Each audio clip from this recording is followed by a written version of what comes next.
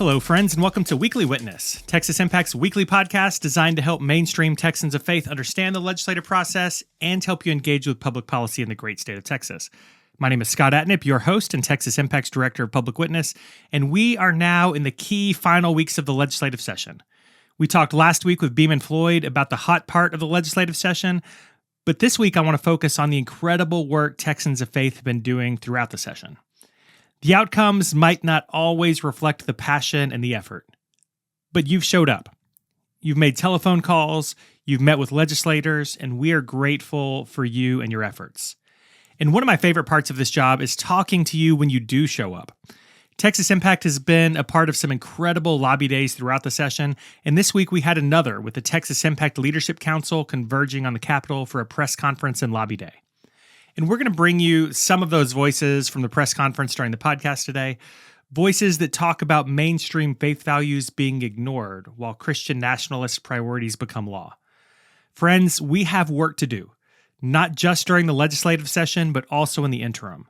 Work to organize, to change the narrative, and to come back in 2 years with a legislature that understands and values our voices and values.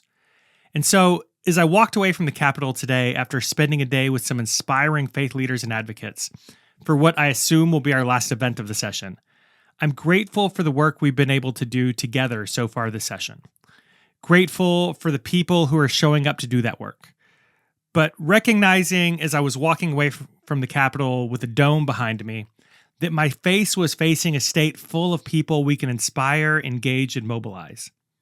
Friends, as the legislature nears sine die, my hope is that we'll not see it as a closing of the session, but the beginning of our time to tell the story and to mobilize our friends.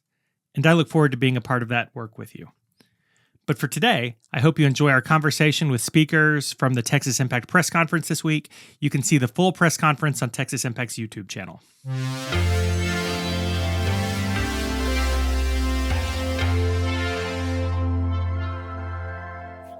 All right, friends, here with Reverend Phil Dieke, who just moderated a press conference with faith leaders on the south steps of the Capitol. You hear some background noise because we're still there, Phil. That's right. Lots of children running around. Lots of children. It appears there are a bunch of school kids here today, so I'm glad they're going to get to hear you on the podcast recording right now. Absolutely.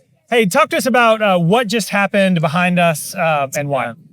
Yeah, so we had a press conference really focusing on the extreme policies that are being pushed forward in our Texas legislature, recognizing that it's not just one or two coming from one or two legislators, but there's the whole legislature as a whole. It's just been extreme. That's nowhere to put it. And we even said that it's moving toward a one-state religion. And it's just something we can't stand by as an interfaith organization that represents 5.5 million people across the state of Texas from a variety of different faiths. So yeah, go ahead. We've been talking about that on the podcast for a while, is that there is certainly a lot of legislation this time that is offensive to the faith community in Texas, being pushed by people of faith who might differ from our views. The part that I liked most about your presentation today was the close, because it did fill us with hope. Sure. So share with our podcast audience what you shared and what our hope is moving forward. Yeah, I wanted to end by saying we're standing here in 2025. Imagine but standing here 2 years from now, celebrating, right? We're here with concern this time, but imagine being here 2 years from now celebrating. What is it that we'd be celebrating? And I think it's going to take our imagination and it's going to take our creativity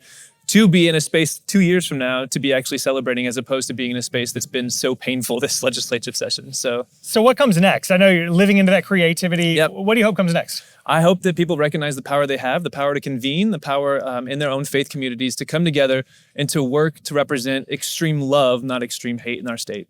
I love everything about that. Phil Dieke, thank you so much for the time, and thanks for your leadership today. Thank you, Scott.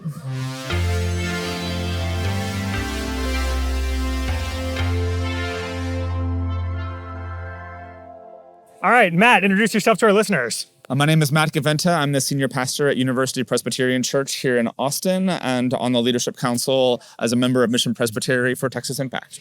So, Matt, we were talking before the press conference today about how the world is going crazy around us, but it's good to be with people of faith in moments like this. Any reflections on that for the broader audience?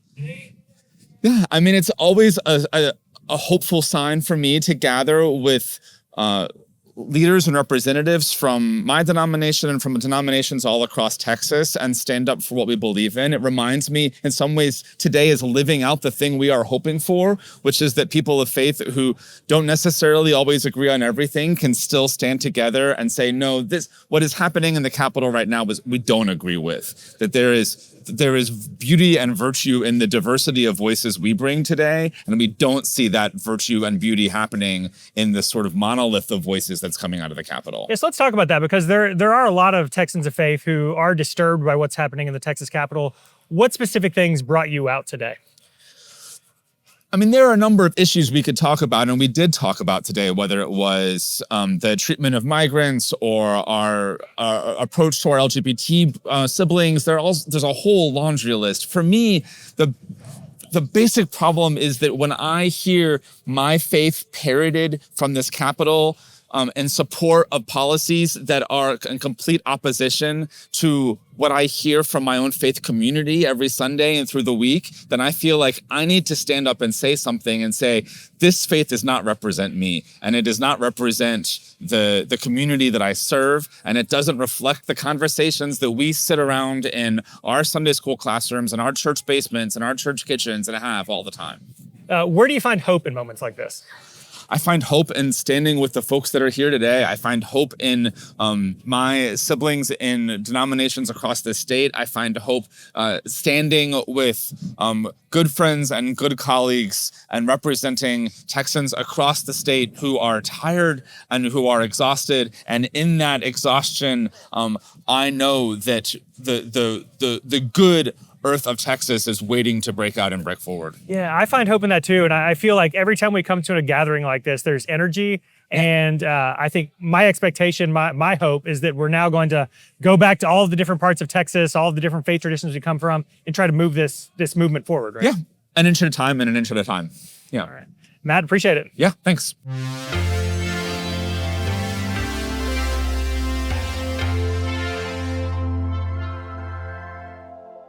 All right, some of my favorite friends from National Council of Jewish Women. Will you introduce yourselves for our audience? I'm Elyse Rosenberg. And I'm Bettie Forman. All right, so you were part of a big group of faith leaders who were here today. Before we get into the issue that you specifically talked about, why was it important to be a part of this gathering today? Because there's not just one faith that's represented in this country or this city or this state.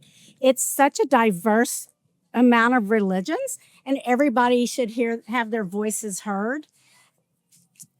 Also, there is strength in numbers. You know, we could come out as the Jewish community by ourselves and speak to all of these issues, but we're so much stronger with the entire faith community. And so there's a lot of conversation today during the press conference and over the course of the last few weeks and months about Christian nationalism and its hold on the Texas legislature. As folks from the Jewish tradition, how do you respond to that? I find it very frustrating because they actually only represent a small percentage of people that are speaking out on these different issues. For example, the voucher hearing a couple of weeks ago, the vast majority of people that spoke were against vouchers, Jewish, Christian, across the whole gamut.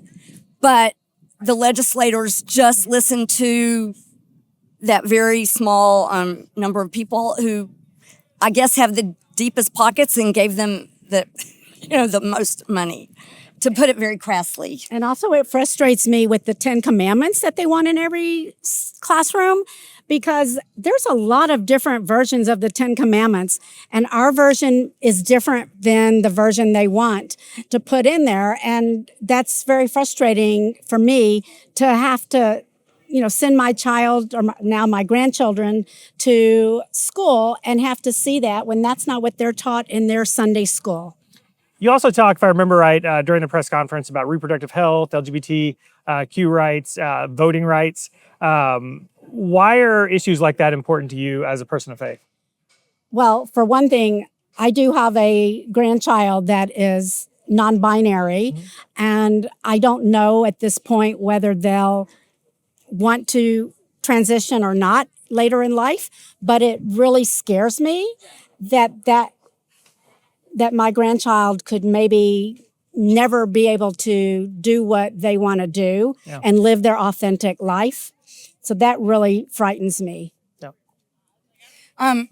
Reproductive rights is another issue that we feel really strongly about, as everyone else here, because obviously the life of the mother comes first. The way the laws are written now, doctors are not able to practice their profession and what they were taught.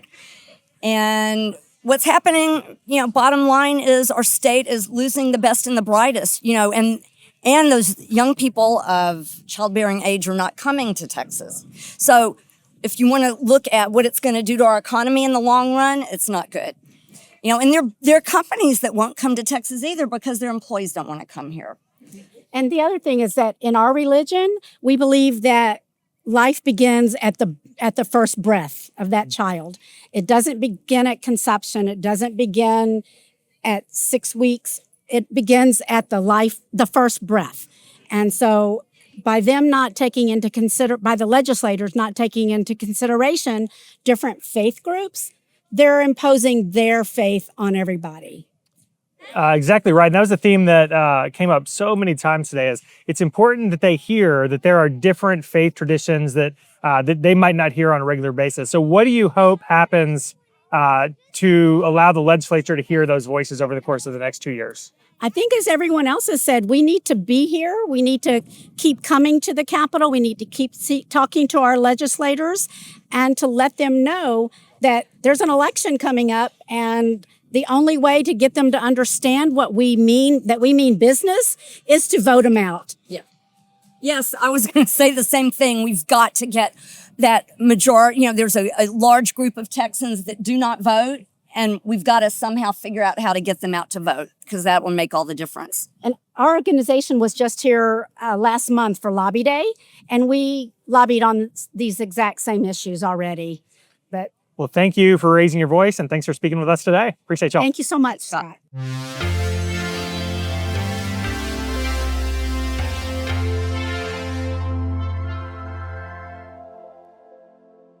All right, Darlene, introduce yourself for us. My name is Darlene Alfred. I am a lay member from the Horizon Texas Conference. I am a member of the Salado United Methodist Church and an at-large member of the Texas Impact Board. And you helped kick off the press conference that took place just a few minutes ago behind us on the south steps of the Capitol. Why was it important for you to be here today?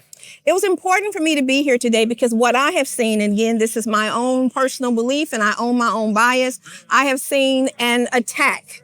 I've seen an attack on public education. I've seen an attack on LGBTQ. I've seen an attack on religious freedom.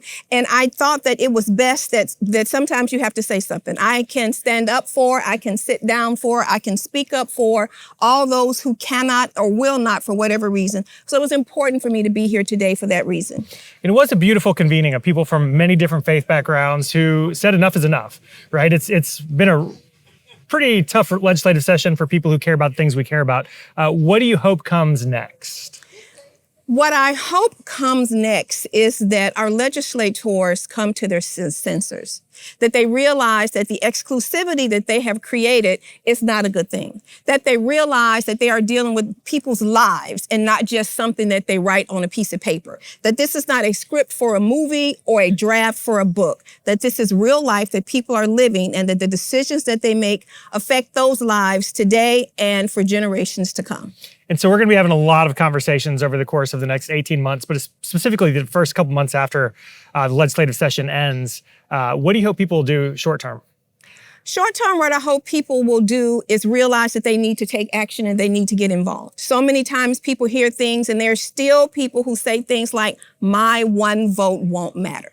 There's still people who say there's enough people who are making noise, who are protesting, who are standing up. So if I don't, it's okay. I'm hoping that people will see that maybe my one vote made a difference, that maybe my presence should have been there to help someone else, that maybe they will see that there is productivity in activity. And more importantly, I will hope that specifically for people of faith, that they remember that faith is an action word. Love that. That'll preach. Thank you so much, Darlene. Thank you. All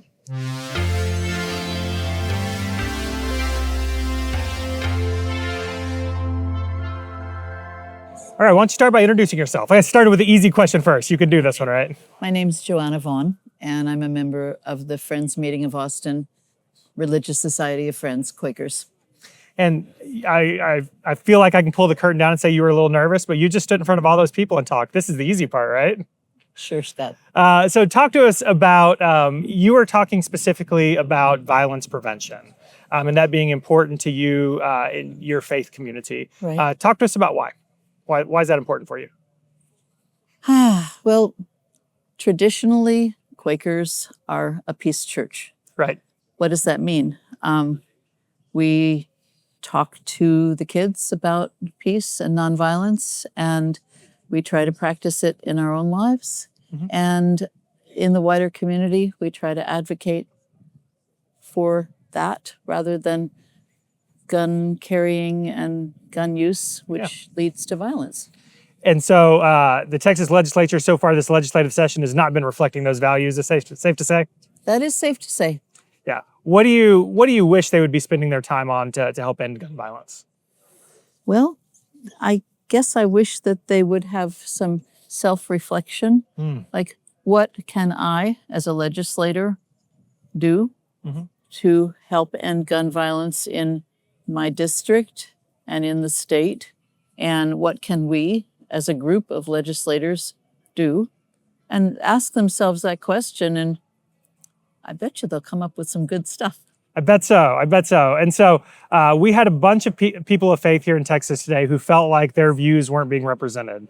What do you hope the people here, and what do you hope the people of faith who are listening will do in the coming months to help the legislature better understand the points we're trying to get across? Well, I know that writing letters and making phone calls is valuable. Yeah. And it's valuable because the legislators see and hear what their constituents have on their minds and in their hearts. And also it's valuable because it's empowering to the person who makes the phone call, who writes the letter. Why did you feel personally that it was important for you to be here on the steps with this group of faith leaders today? Well, I was invited.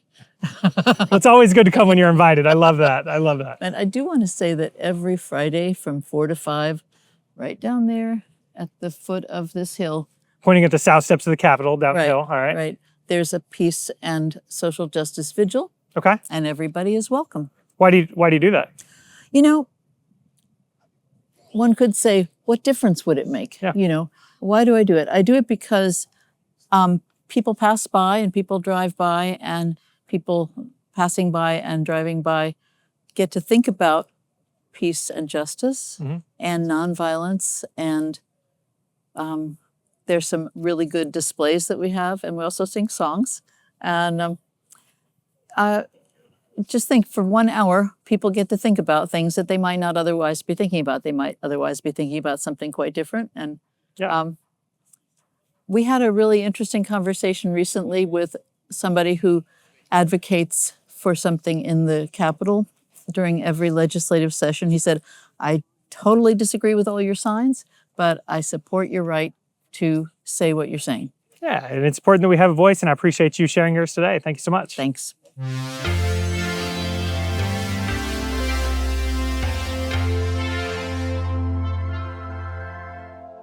All right, Laura, why don't you start out by introducing yourself? Sure. I'm the Reverend Laura Walters. I'm an ordained pastor in PCUSA, and I work with Grace Presbytery.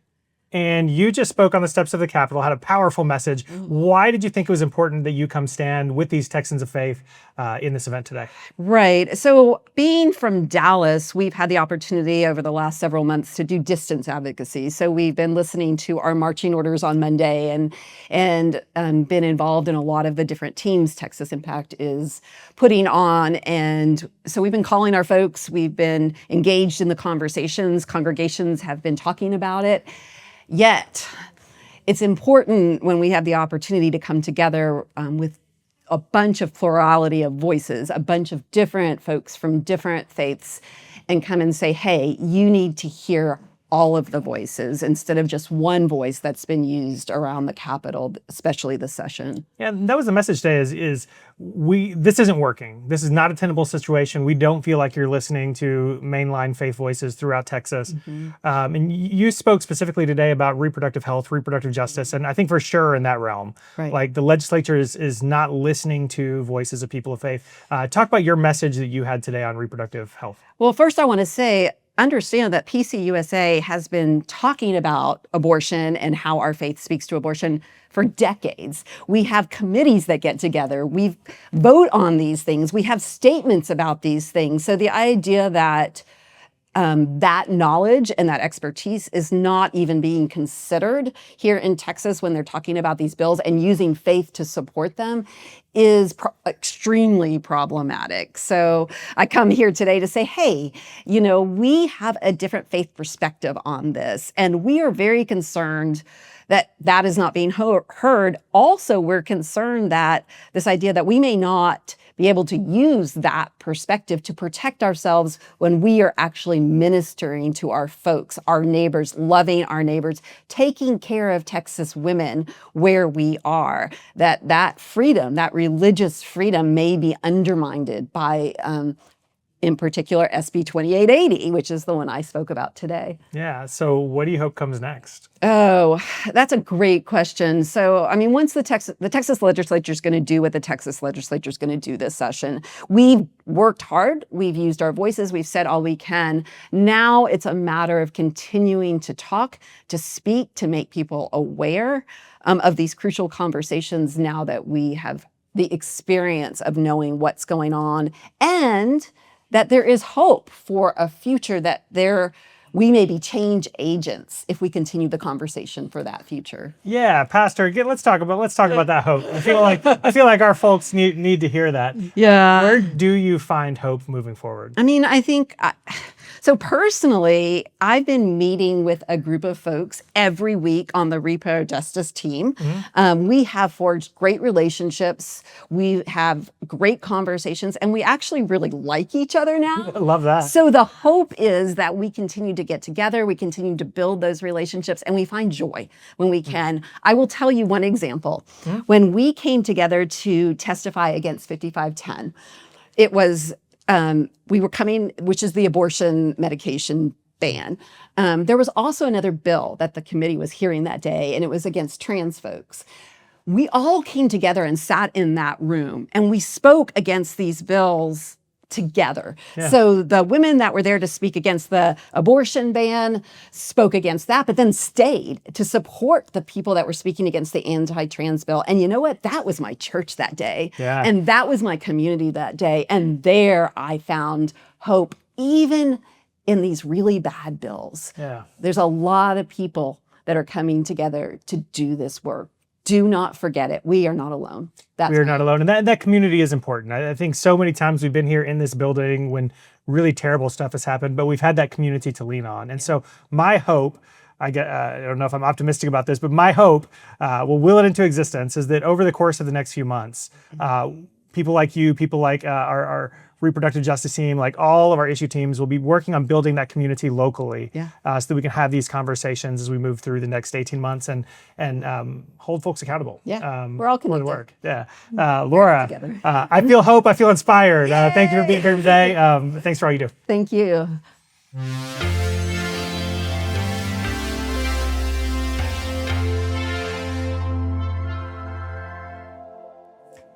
All right, Dan, thanks for being with us again. Pleasure. Why don't you introduce yourself to the listeners? I'm Dan DeLeon. I'm the senior pastor of Friends Congregational Church, United Church of Christ in College Station, Texas. Love that. College Station. We're here in Austin, bringing Aggies and Longhorns together. I know you're not an Aggie, but we'll count it. Dan, you were just standing on the steps of the Capitol with faith leaders talking about how what's happening in the Texas legislature does not represent your values. Why did you feel like it was important for you to be here today? Mainly not mainly, but it was important for me to be here today to decenter the narrative around this assumption that one version of Christianity is the only version of religion, and as well the notion that everyone must be religious in that particular way in order to be a law-abiding citizen in the state. And so, again, decentering that narrative allows for us to be able to speak on behalf of people whose voices are not being heard, that are valid, beyond valid, that are people of no faith, who are people of other religions, who are people of other brands of Christianity that are not in line with so much of the legislation that is currently being proposed out of that very centered, very loud assumption. There are a lot of issue areas where people of faith don't feel like the version of Christianity that's being listened to in this building is representative of them, but maybe no issue area more so than LGBTQ plus rights. And that's what you spoke to today. So why is it especially important that people of faith speak out on that issue area? Again, I think it's a symptom of what we were just talking about with if one assumes that their religious perspective is the only religious perspective and that all must abide by it, then when that is projected onto others, if your religious perspective, for example, says that queer folk are sinful, that trans folk are making choices that they need to, when it comes to living out their honest selves, that they need to stray away from if they're going to be saved, etc. If you do that, then the consequence becomes that those people don't exist, that they are pushed so far to the fray that they don't even, it's not just that they don't matter, it's that they don't exist. And some of what I was sharing today when we had our press conference was talking about the reality that LGBTQ plus people live in every single one of our cities, as much in metropolitan areas like Houston and Austin as in Amarillo and Dimebox. It's just a question of how it is that we receive our neighbors. Are we paying attention to their lived reality? And it's very dangerous to take on legislation that by consequence says not just they don't matter, but they don't exist. It's dehumanizing at its core and not true to who not just people of faith are, but human beings are in the state of Texas. So it seems like we need to do a better job as people of faith and as faith leaders of communicating both to our communities, but also to the Texas legislature. So what might your challenge be for us on that front? A challenge in talking to our communities about, like what do you hope folks will do? I hope folks will question their assumptions that have not been questioned heretofore about LGBTQ plus people in the parameters of their religion. Religion, faith and sexuality are seen so often as oil and water because it's unchallenged. Whereas if it is challenged, then people recognize that who one is made to be in the image of God, no matter what that image is a true reflection of God, and how it is that they practice their faith needs to be through the filter of that truth and not denying it. So I know I'm getting preachy here, but essentially what I'm talking about is I'm hoping that the narrative changes, because if people in our faith communities don't challenge passively accepted narratives, assumptions about faith and sexuality, about the church's relationship to queer people or lack thereof, then nothing's going to change in the halls of power that feed off of unchallenged narratives, that exploit and manipulate unchallenged narratives. Yeah, and so let me press that a little bit more, because you live in College Station, I live in Huntsville. I think there are a lot of folks in our communities who believe like we do. A lot of our listeners believe in equality, but are sometimes afraid to speak out on those issues. What challenge do you have for folks who are listening today who might be in that space? I think, let me reframe it. Where you're saying, what is the challenge? I'd say there is an opportunity. Yeah. People of faith are storytellers. Yeah. We give testimony, and that is the most powerful, one of the most powerful, if not the most powerful thing that we can do for the sake of transformation. And so I can get in a pulpit and say all the things that I've been saying up to this point in the abstract, and people who already agree with it are simply going to nod vehemently and have that much more of a shot in the arm about what they believe to be true. Yeah. Whereas folks who disagree with it are going to, it's going to go right over their head, or, worse yet, they're going to have that much more reason to refute it.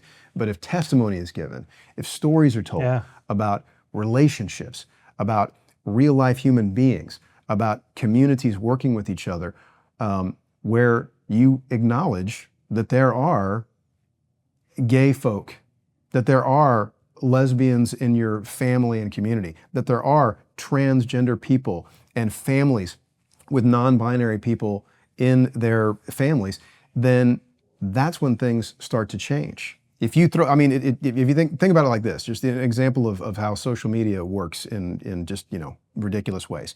If you throw out, again, just abstract statements, a quote, some belief that you have, if someone disagrees with it, then it's just met head on, it's over, it's not going to change anything. But if you say something that somebody disagrees with about LGBTQ plus justice, for example here, and associate it with a story, associate it with a picture of a human being, associate it with a piece of art that you have done that has to do with a relationship that you have with this quote unquote issue, then people may not like it or comment on it, but they pay attention to it. It's hard to argue with a story. The seed is planted, right. So testimony has power. Yeah. I think that's what the opportunity is, where we constantly see a challenge. Yeah, testimony does have power. And very soon the Texas legislature will adjourn sine die. And my hope is that there are a lot of people who've been paying attention who will testify to what happened over these 140 days. It's been bad. Like, I don't think there's a way I can spin that. Scorched earth. What's your hope moving forward after this 140-day session is over? I guess it's interesting that you ask it that way, because outside when Phil was saying, let's imagine 2 years from now. Yeah. And it was hard for me to imagine what we would celebrate 2 years from now, given how bad things are. But, I believe that there's truth to things having to get worse before they get better. And the night being darkest right before the dawn. But more concretely, I feel like the worse that things have gotten, the more people's eyes have been opened to things that they otherwise wouldn't be talking about. Yeah. We're all of a sudden talking about transgender human beings and families with non-binary human beings in their families in the state of Texas, where it may be terrible that we have more anti-trans bills being filed than any other state in the country. It may be terrible that we are now a testing ground for anti-trans legislation in this country. But the positive is we're talking about stuff that we otherwise wouldn't be talking about. We're having those conversations. We are forced to face the, again, issue. Human beings are not issues, but that's a positive that comes from it. And I don't think that that's going to go away once this session is over. People do seem mobilized. People do seem like they're ready to organize now. And so I do find hope in that. I find hope in the fact that you and a bunch of other faith leaders are here in the Capitol today. So Dan, thank you so much for the time. Thank you. Appreciate it.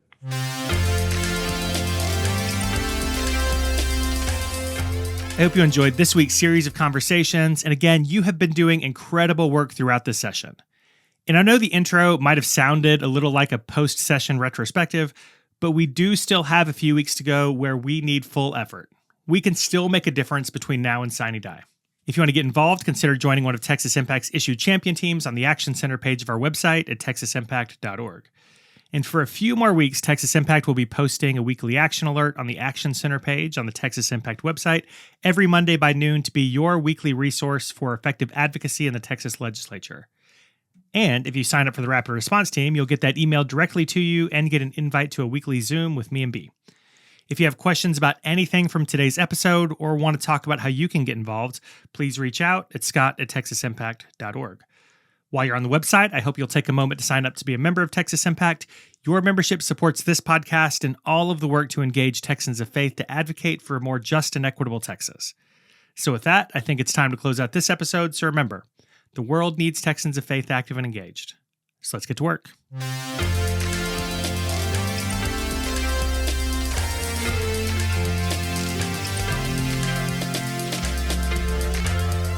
Weekly Witness is hosted by Scott Atnet, engineered and produced by David Fasalo. Our executive producer is B. Moorhead. The opinions expressed on Weekly Witness are those of Texas Impact and our guests, and do not necessarily reflect the views of our sponsors. Weekly Witness is a product of Texas Impact. people of faith working for justice. Visit us online at texasimpact.org.